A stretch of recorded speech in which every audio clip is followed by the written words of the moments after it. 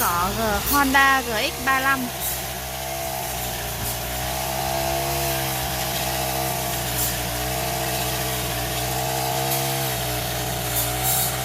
Cắt cỏ vườn, cắt ở bên các tà ly đường đều được các vị nhé.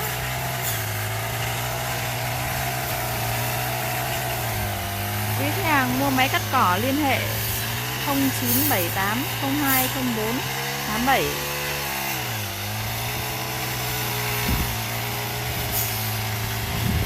Này, dọn vườn rất là sạch luôn.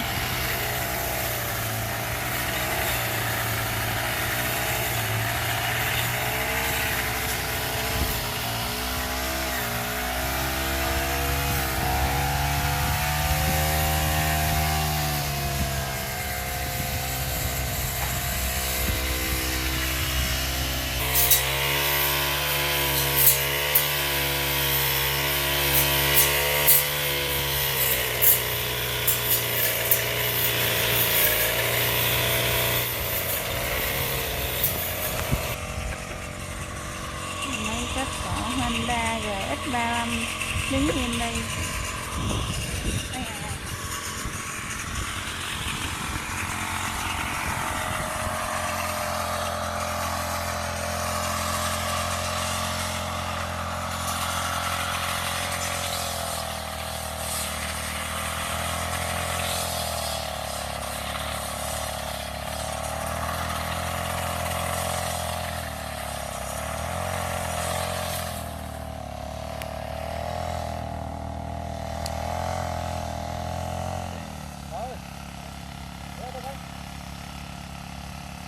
Sao bác tắt máy đi, nhớ may nó văng cái đấy vào thì sao?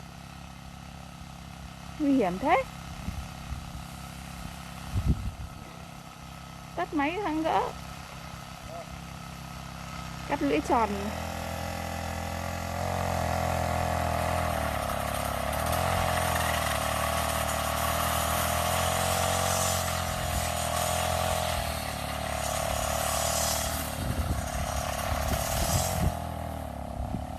Đấy.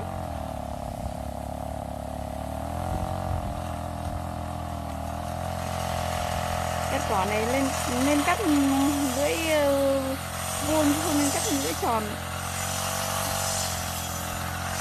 Rất là nguy hiểm. Nhưng mà rất hiệu quả.